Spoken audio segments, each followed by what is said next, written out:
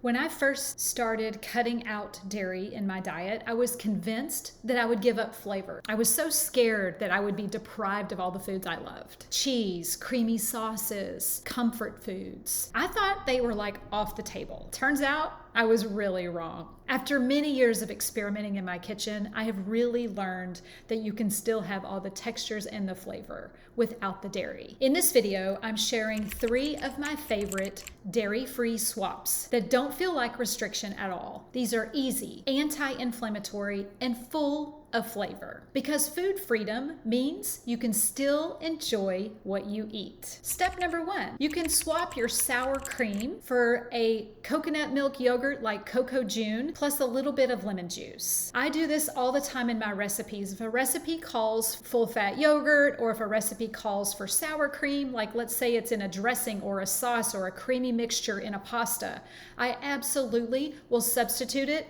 for coconut milk yogurt. And Cocoa June is my favorite brand because it is creamy, it's thick, and it also has probiotics in it, which is a total bonus. And if you want to make it taste like sour cream, add a little tiny bit of lemon juice to it. And all of this is without the dairy. This kind of sauce is perfect for tacos. It's great to make dressings with. I love to dollop it on some chili or a soup, especially on fish. And I love to blend it into sauces as well. Is your mouth watering yet? These are the kind of tips that I teach inside my online cooking class called Kitchen Culture, my monthly cooking class where we focus on simple habits that help you feel better, give you confidence in the kitchen, one ingredient at a time. If you've ever felt stuck in trying to eat healthy, these classes would be perfect for you. The link below is in the description to register for my next one. My number 2 swap is I swap out butter for ghee. Sometimes I'll also use avocado oil. Let me explain. So when I see a recipe that calls for butter, or I go into my old habits of when I used to use butter,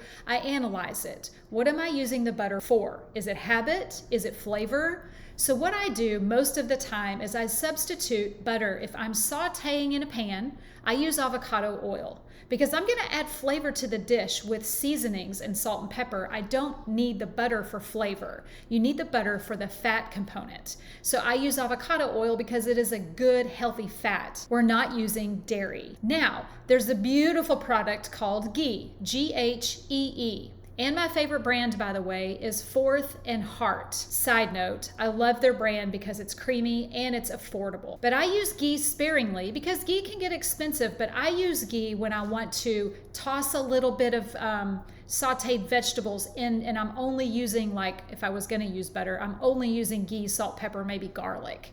I also like to put a little bit in the pan if I'm making scrambled eggs, or I'll spread a piece of sourdough bread with ghee. Other than that, I use avocado oil. I rarely use butter today.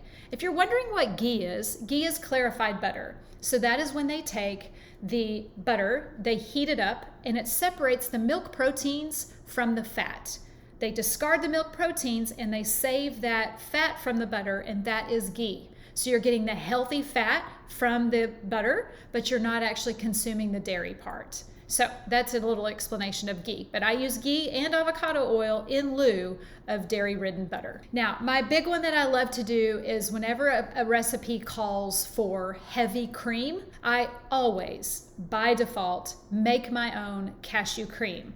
It is a 5-minute process. But I always keep cashews on hand. They stay in my freezer all the time so I can whip up a thick, I get to choose my texture because cashews, you can add more water to it and it won't be as thick, or you can add less water and it will be thicker like a heavy cream. But just the other day, I was making a pasta dish, like a 1-bowl pasta dish, and I wanted it to be creamy. I took cashews, I soaked them in boiling water for about 10 minutes or so, and I continued making the rest of the recipe. And then I just took the cashews and blended them with 1-for-1 parts water and cashews in a blender until it was smooth and creamy. Poured it into the dish on the stove, and it was a beautiful creamy dish. I did not miss the dairy at all. Cashews are my favorite source for this because they are soft. They are easily, they get really soft, so you're able to get a creamier texture. I don't recommend using things like almonds. They're just too dense. That's why I choose cashews, but I said goodbye to heavy cream and half a long time ago, and I don't miss it one single bit. Like an easy thing that I do with this cashew cream is I'll put the cashews in the blender with a little bit of water, lemon, garlic, and some nutritional yeast, and you have a beautiful creamy pasta sauce. This also satisfies your cheesy flavor without consuming dairy. Now, if you're new to my channel, you might be wondering, Shelley, why are you not using dairy at all? Well, the reason is pasteurized processed dairy, if we're consuming it daily, can cause inflammation in our body. This liquid is meant to grow a calf really quickly into a 1-ton animal. So it's hard for our bodies to digest in the amount that we're consuming it, especially here in America. We are consuming this overly processed, pasteurized dairy products. Think shredded cheese, sliced cheese, cream cheese, ice cream, butter, yogurt, sour cream. All of these products contain pasteurized dairy. So it's just hard for our bodies to consume, and over time we get inflamed on the inside, and it causes symptoms that could further cause more health problems. So to keep the inflammation down in my body, I have eliminated dairy from all of my recipes. So I hope this video was super helpful for you to encourage you that giving up dairy doesn't mean you're sacrificing the world, right? I just want you to realize that giving up dairy doesn't mean flavorless or bland or boring. Trust me, I've been experimenting with things in the kitchen for the last 10 years trying to make dairy-free recipes taste delicious.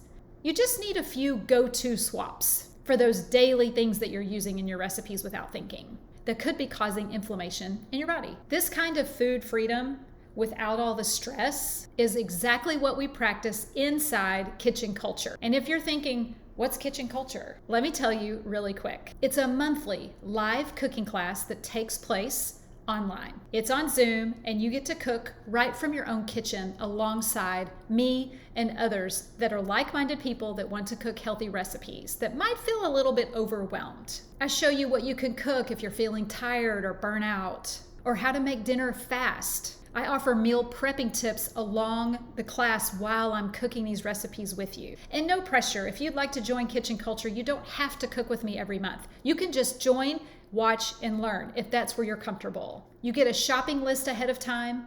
You get a meal prep list ahead of time.